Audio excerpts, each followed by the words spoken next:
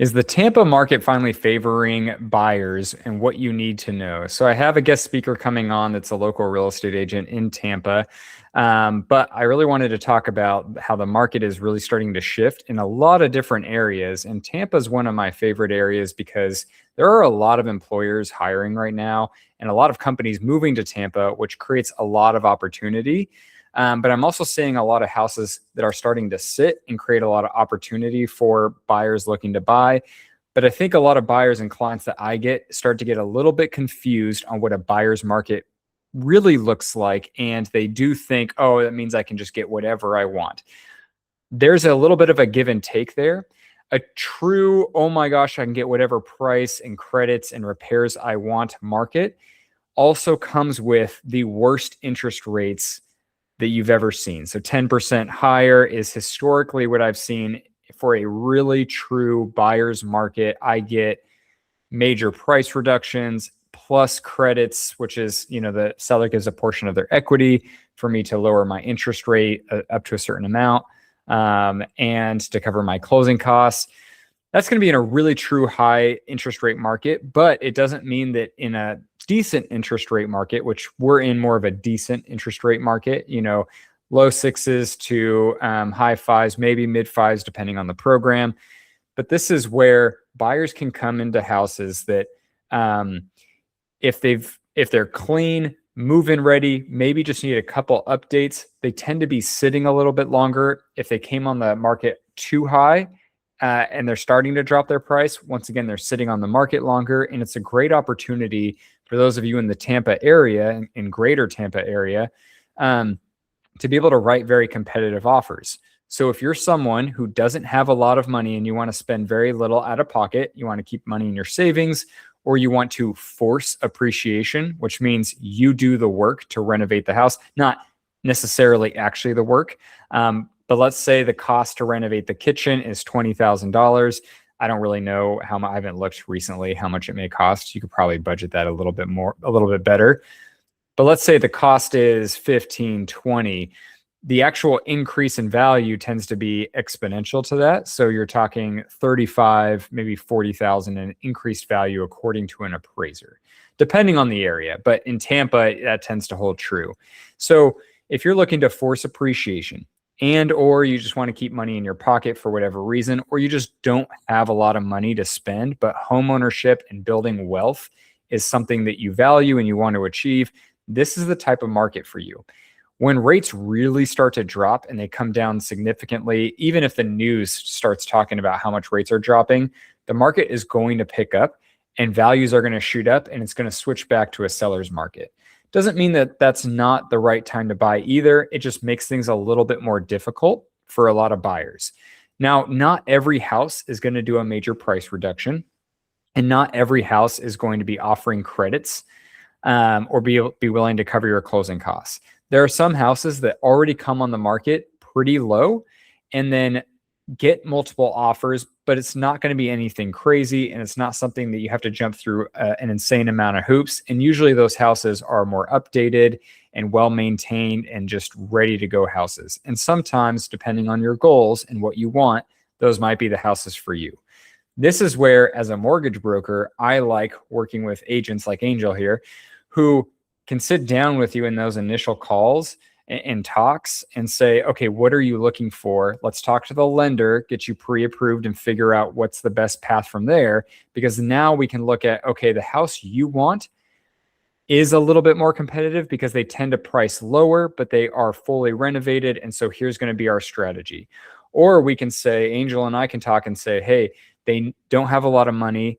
We need to get a seller to cover closing costs. So what does that look like? That looks like maybe a 2% credit, 2% of the purchase price, or 3%, and you can use some of it to help lower your interest rate. So a lot of times I'm getting clients who are hearing national average interest rates on the internet, and they're going right to mortgage calculators on the internet, which you could use ours on our website, purposehomelending.com. And they're seeing, okay, this is what my payment would look like. I don't think I want that. And I'd really encourage most people to understand is national average interest rates, for the most part, are going to be higher than if you work with someone like me who doesn't try to make an insane amount of commission on every single deal. I just learned that most lenders charge about 2.5 to 3% in commission, and that gets built into the interest rate, which is why national average rates to me are pretty high. I work on volume, so I make significantly less than that. And with some of my preferred real estate agents, sometimes I'm able to reduce it a little bit more because I know that they'll help keep the deal smoother and easier. Plus, a lot of times in this type of a market, what I like about it is I can get the seller to help cover that, just like the seller is covering a real estate agent's commission. So what I encourage most people to do is to set up a time to talk with someone like me to go over options. I don't pull credit until we've gone over options and you're ready to start looking. But the nice thing is, when you are looking to buy and when we're looking at your options, I can look at it and say, okay, here are where interest rates are at, but the price of homes that Angel's telling me and that are at and what they're and that the fact that they're sitting creates an opportunity for us where we can use a credit, and this is what your payment would then look like. So for a lot of people, what we look at is, what is your main goal? Is it payment? Is it out-of-pocket expenses? Is it trying to get good appreciation? And we tailor fit all of that to you. But I do want to transition to a few questions because I want to talk about this Tampa real estate market. And so I'm going to be, love to introduce Angel. Is it Zysk? Yes. Zysk. Yeah, Zysk. Yeah, thanks for joining. And remind me again, which real estate brokerage are you with? Keller Williams, St. Pete. Keller Williams, St. Pete. Okay. And then you're born and raised in the area? Florida, South Florida originally, and was in Gainesville, University of Florida for a few years, and then have been in Tampa for 25 years since. Lived around a few other places within Florida, but Tampa Bay is really the best in the state, in my opinion. Gotcha. And then you've run another company as well. Yes, I teach survival swimming. I'm an ISR instructor. So I have worked with a lot of young families in the South Tampa market mostly since 2005. Nice. Okay. I will say that everyone I've known who got into real estate who used to work for themselves in some other business always does really well. I hope so. Yeah. They just know that they know how to keep track of their schedule, I guess, and work hard for people. That's true. Yeah, I wanted to bring Angel on because it's always good to have a local expert, and a real estate agent that you can trust. But I have some questions for you, Angel, and the first is, what areas do you serve, and what's kind of your coverage areas? Because I know it's not just Tampa; it's usually a lot of areas. Yes, so I focus mostly on the South Tampa market. There's a lot of young professionals there, people moving in and out because of the hospitals, and also attorneys. There's also a big Air Force base there. So we do have a lot of military families coming in and out. And then also over to the St. Pete area as well in Pinellas. I moved over here just 6 months ago, now that my kids are both off to college, and had the ability to move to a more urban environment, and a walkable city is what you find here in downtown St. Pete. But most of where I have lived and all of my experience has been in the South Tampa market, which is a pretty incredible niche there with the schools and the proximity to the international airport 10 minutes away, downtown. You have the Tampa Bay Bucks, you have football, you have a hockey team with the Lightning. Amalie Arena is also where a lot of the events come as far as concerts in the off season of hockey. And so you have everything right at your fingertips within 10 minutes, pretty much. Oh, I love that. Gosh, I'm in Sacramento, California. We've got the Sacramento Kings. That's about it. Okay, well. Yeah. Something, I guess. Yes. Well, when it's the only thing, the price of tickets tends to go up exponentially. Oh, right. So, and then you have over here in the St. Pete area, you're closer to the beach, and you have the Rays, and also we have a soccer team with the Rowdies. So you have a lot of, a different kind of vibe over here on this side of the bridge because you're separated by Tampa Bay. But I chose to come over this way just because it's a little bit closer to the water and close to the beach, and you have all How the. close? I'm 10 minutes from the actual Gulf the beach, which is Paso Grill, St. Pete Beach, all of that's right there. I'm going to throw a loop for you, but a little question. What are average home prices kind of in your area that close to the beach? So you're over $500,000 for where you're starting. And actually, I was doing an open house last weekend that is a 1-bedroom, 1-bath, right on the inlet of the ocean right there at Paso Grill for $565. And you don't even have a washer and dryer within your unit. But it had been all redone. But this is also something that flooded during the storms a year and a half ago. So, it's a fluke thing that did happen, but it is something that you need to consider. And the market is still pretty crazy in Florida, no matter what. I mean, I will still say that based on areas I've worked, that's a very reasonable price range to be that Right, close that's true, Mr. California. Yes. Yeah, And I mean, yeah. this area I feel like is a little bit even less expensive because of all the risks that are involved with towards the water. Because South Tampa's homes, actually the luxury home market, which has been going down all over the country, has actually gone up in Tampa Bay to the average median price is 1.6 million. Oh wow, for luxury, Yeah. on or near the beach. Luxury. Yeah, and this is not, I'm talking, yeah, it could be maybe on the near the beach, but no, I'm saying mostly that's like South Tampa even, which is, you're going to be 30, 40 minutes from the actual beach, but you're still near the water because you're on a little peninsula. And that's where I was mentioning, which is 10 minutes from the airport. We have downtown Tampa as well, and with the lightning and all of that, but the convenience of the neighborhoods and I think the biggest draw for families is because it has such amazing schools. Gotcha. Oh, okay. Mm-hmm. I mean, that's big, especially for people in New York and New Jersey, and I know they're all coming from everywhere, but Flocked during COVID, and they're still coming. yeah. So ever since now, people are working remote, but then now people are not working remote as much, but still, Florida with no income tax. And now, I don't know if you haven't gotten into this yet, but with the new proposal that our governor DeSantis has put forth about eliminating pretty much property taxes. He's wanting to raise the homestead exemption priced minimum from 550 to 250,000 is the max now, to 500,000. So then, what we were speaking about with the average cost, that would eliminate property taxes for 90% of the people in the state. So we'll see if that passes. People have gotten in arguments with me about this because I think it's definitely a possibility. People say they're never going to remove the property taxes. Mm-hmm. But in my perspective, if I were to try to hedge my bet, I would buy now, because if that does happen, your value is just going to skyrocket. Right. But the other thing is, even then, the talks of, even if they just settle on lowering it, most areas property taxes are only going up, and they're only creating new assessments and new ways. It's very interesting. It is.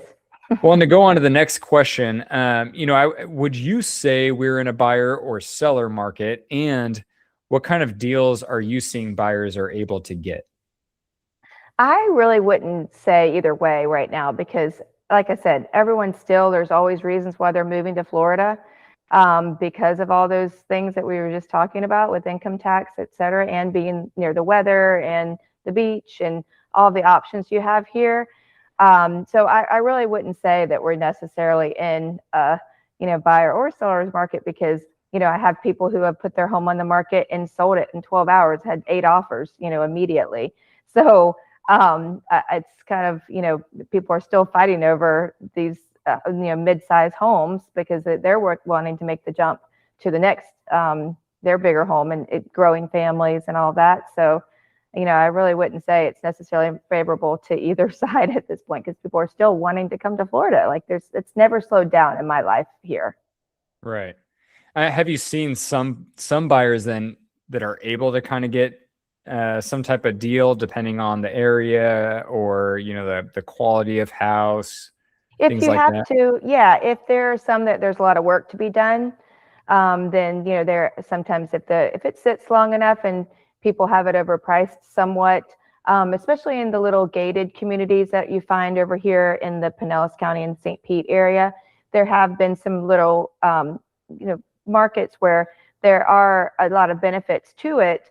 So even though the house does need a lot of work, people are willing to make that commitment because they do want to just put the work in themselves because they're in an unusual area where, you have gate access and the type of amenities that you don't see a lot, in this Tampa Bay area. Right. That makes sense. Well, then what should be the first steps of the home buying process that most people tend to miss? And I ask this because, I get a lot of referrals from just different agents across the nation. And sometimes when I get the referral, or sometimes there's something about the process that makes it so much more of a headache than others. But what would a good process look like for you? Well, definitely, like you said, getting pre-approved. And I think also with the market in Tampa Bay with the recent storms, you really need to look and see about if it's flooded, if the area has flooded, if you can get flood insurance, what the flood insurance is going to add to your cost, and really consider, what the risks are you're willing to take to live closer to the water versus further away, and Right. considering the most recent storms that we've had. So Yeah, that makes a lot of sense. Yeah, we have just in the mountains, the fire areas. So right.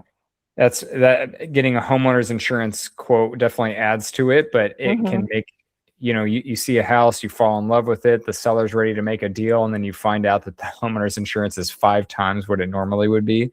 Heartbreaking. Yep, exactly.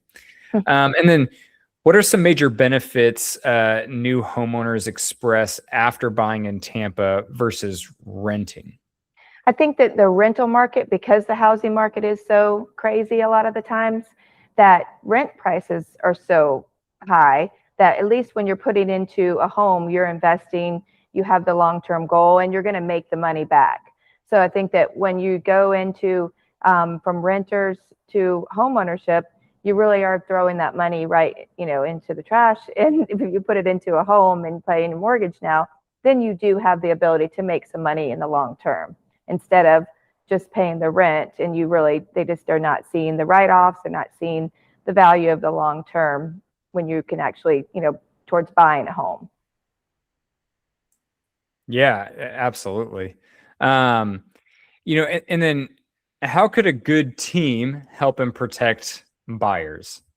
Well, that's the biggest part of our job, is helping the buyers. It's a buyer's agent is really the most significant part of the whole process, because they're going to be the ones that are going to be with you on the inspection, be with your home, and make sure that it's represented, and that these people that you are seeing are coming in and saying that they're selling the house maybe that had been flooded. So you want to know to go in there and make sure that it's what they said that it's going to be done, or if they did do renovations, was it done correctly? The inspector is going to see all of those things, hopefully, so that you, representing the buyer, can go in and say, okay, what about this? Did you see any mold? That's a big thing in Florida. Anytime there's been any moisture in the possibly in the area, you do kind of really hope that they can see and make sure, because there's been so many deals that I've seen too, even that they have been in the final times of, about to sign the paperwork. And when they go to do the inspection, it just didn't meet, what it should have, what they said it was. So then it dropped, they would have to go back and probably drop some value or put some maybe allowances towards that to making the renovations. But that's a big risk. And so you really do need a good agent on the buyer on your side to make sure that you're getting what you think you're getting for the price. And what are the typical inspections? Because where I live in California, we don't really have mold inspections. And I remember helping a client from Pennsylvania that they were dead set they had to do a mold inspection. I didn't even know that was even a thing. Yeah. Yeah. Well, yeah, basically probably what you have as far as just the plumbing and the HVAC and the basics. And then as far as with mold though, yeah, you do want to make sure and see if there is any evidence of mold, because that can be influence, a lot of the price and a lot of, the risk as far as, breathing is all something that we want to have, that's clear. You don't really want to be in that. And then also just if there's anything, like, of course, they sign a lead disclosure. So if the home is built before 1945 or 1940, then you will see like that you could possibly have lead in the home. But it's not something that they're going to test for, but it is something that, it is acknowledged. And if you really do want to check on those things, if you're planning on doing any renovations, you do want to be able to, really have an inspector test all that and be sure. Gotcha. Yeah, that makes a lot of sense. Yeah, because I'll say that when people are buying, the one thing they kind of forget is looking at the house for issues ahead of time. Because I'm guessing this is what in your area, maybe $700, $800 for inspections or more, depending on the size of house. Yes, and like if you have a preferred, group that you go with, but yeah, about 700. Okay, gotcha. Yeah, I mean, spotting that stuff a little bit ahead of time, but also just making sure it's better than a $5,000 remediation of some kind. Yeah. Right. It's good. Yeah. Well, awesome. Thank you for joining. Anyone watching the recording, feel free to reach out and we can connect you with Angel here. The buying process, I really think, does start with talking with someone like her to really get a good idea of what you're looking for, because even talking to me doesn't fully help if I don't know what price range we need to be working in. Obviously, she needs to know what price range we can work in as well, but there's ways where, you tell her, this is what I want in a house. She tells me, hey, that's 500, 600,000. And I say, okay, 550, we can get their payment goal where we want and out of pocket expenses. 550 to 575, if houses are sitting, this is the kind of deal we need to get so that they can get that house that they want, but not exceed the out of pocket and monthly payment. And that's where I think as a team, she and I can work really well with each other. Absolutely. Yeah. Yeah. Do you prefer text, email, phone call? Any of the above is fine. Yes, absolutely. Awesome. I'm available. Sounds good. Well, thank you for joining. Thank you. Thanks for having me. I appreciate it.